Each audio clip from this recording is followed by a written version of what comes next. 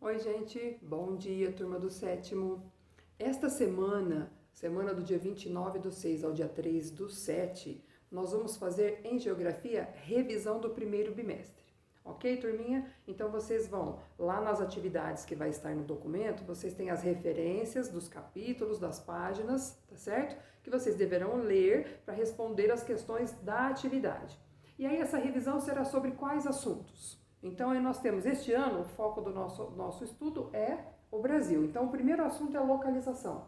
Onde está localizado o Brasil no mundo? Então, vocês vão ver lá, de novo, a questão de que o Brasil está totalmente no hemisfério ocidental, que o Brasil é cortado pela linha do Equador, portanto, ele tem terras, um pouquinho de terras no hemisfério norte e grande parte do seu território no hemisfério sul, que o Brasil é cortado pela linha do Equador e Trópico de Capricórnio, por isso tem climas tropicais, não é? Que o Brasil tem aí 4 faixas de fusos horários, então nós temos 4 horários diferentes no território brasileiro. Que o Brasil, pela localização, ele tem então climas tropicais, né, ao longo do seu território todo. E que o Brasil é um país que tem características assim que o tornam conhecidos no mundo inteiro, né? É um país de grande dimensão territorial, é um país populoso, certo? Então, com relação à localização do Brasil, vocês vão revisar isso aí.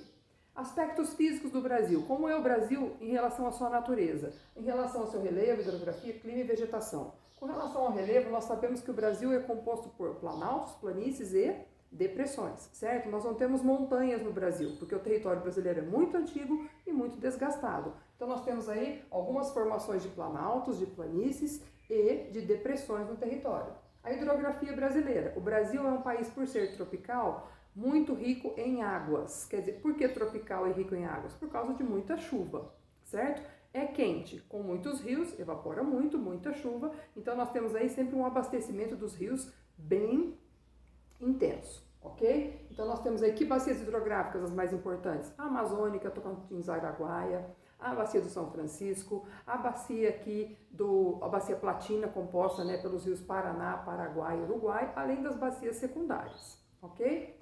No clima e na vegetação, sempre associados os dois, né? Então nós temos no Brasil o clima tropical, onde tem a floresta amazônica, o clima semiárido, lá no Nordeste, né, no sertão nordestino, onde está a Caatinga, o clima tropical semiúmido no interior do Brasil, né, na porção central do Brasil, onde tem o Cerrado. Aqui no Sudeste nós temos o tropical de altitude na nossa região, onde a gente tem a Mata Atlântica. No litoral nós temos o tropical úmido, onde tem a vegetação litorânea e existia também a Mata Atlântica, não é?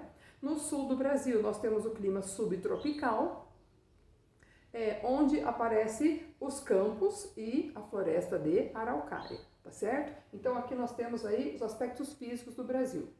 Pensando em aspectos físicos no Brasil, vamos pensar nos recursos estratégicos que o Brasil tem, quer dizer, que tipo de recursos da natureza que o Brasil mais utiliza para o seu desenvolvimento humano e econômico. Então nós vemos, a gente como já falou, o Brasil é tropical, tem muitos rios, certo? Portanto, a nossa principal fonte energética, de onde a eletricidade brasileira vem, principalmente, é da água, é da hidroeletricidade, tá certo? E nas últimas décadas vem ganhando muita força no Brasil as fontes de energia alternativas, quer dizer, eletricidade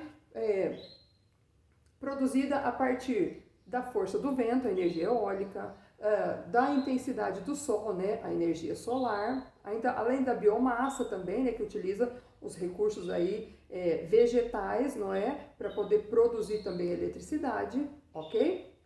Então, ó, a nossa principal fonte energética continua sendo, então, a hidroeletricidade. E, para fechar a revisão, a formação do território brasileiro, que vai ser o último assunto da revisão. Como o Brasil se formou? Então, a gente volta lá em 1500. O que aconteceu?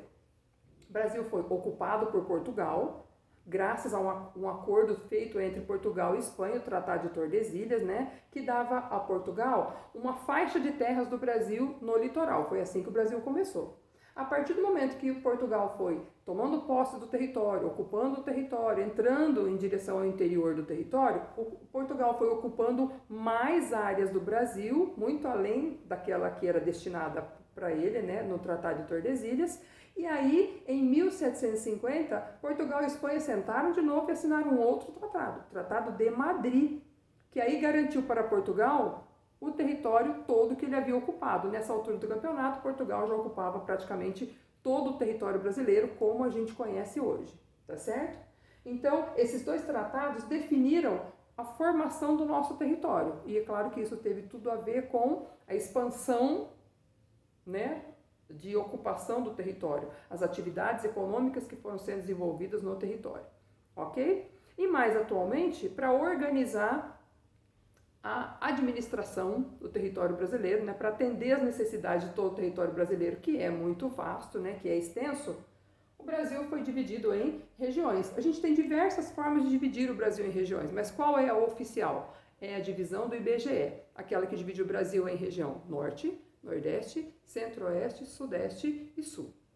Ok, moçadinha? Então, este é o assunto da revisão nossa do primeiro bimestre. Respondam tudo bonitinho, numa folha caprichadinha, coloquem todas as questões, respondam tudo bonitinho, não esqueçam o cabeçalho, tá? Tire uma foto e manda para mim no grupo.